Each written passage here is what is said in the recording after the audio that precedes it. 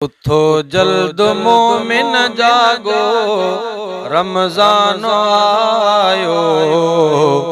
वरी खैर सां अज मोटी मेहमान आयो। उठो जल्द मोमिन जागो, रमज़ान आयो। वरी खैर सां अज मोटी मेहमान आयो। वरी खैर सां अज मोटी मेहमान आयो। शफ़क़त ऐं बरकत जो अज दरवा खुली वियो। बख़्शिश जो बदकारन के आमो क्यों मिली वियो। शफ़क़त ऐं बरकत जो अज दरवा खुली वियो। बख़्शिश जो बदकारन के आमो क्यों मिली वियो। गुनाहगार दिलन ते थी मेहरबान आयो। वरी खैर सां अज मोटी मेहमान आयो। उठो जल्द मोमिन जागो, रमज़ान आयो। वरी खैर सां अज मोटी मेहमान आयो। पहिरियों अशरो हिन जो आहे रहमत सां भरलो। खुदा जे हुक्म सां हिन में आ शैतान जकेड़लो। असां लए थी रहमतुन जो, असां लए थी रहमतुन जो सामान आयो। उठो जल्द मोमिन जागो, रमज़ान आयो। वरी खैर सां अज मोटी मेहमान आयो।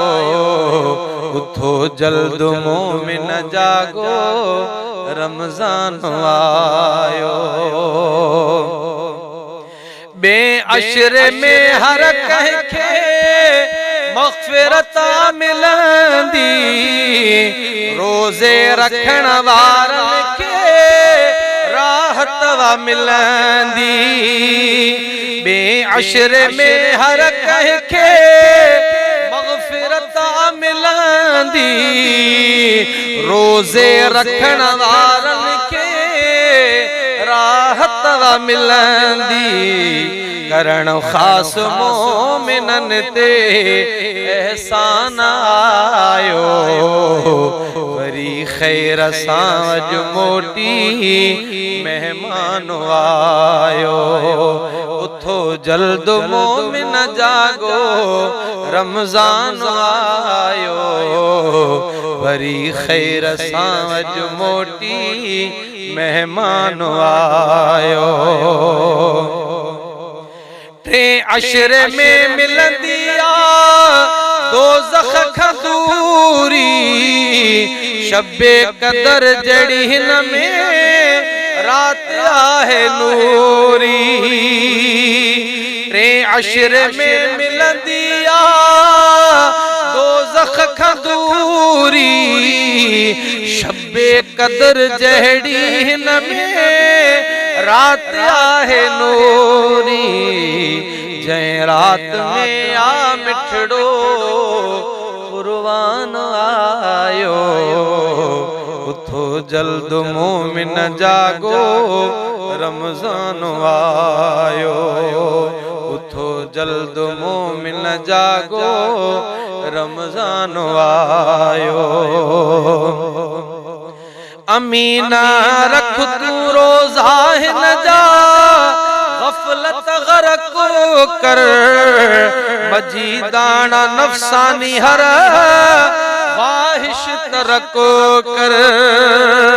अमीना रख तू रोज़ा हिन जा, गफलत गरक कर। मजीदाना नफसानी हर ख्वाहिश तरको कर खुदा का फजल घुर अहड़ो फैजान आयो वरी खैर साज मोटी रमजान आयो वरी खैर साज मोटी रमजान आयो तो जल्द मोमिन जागो रमजान आयो।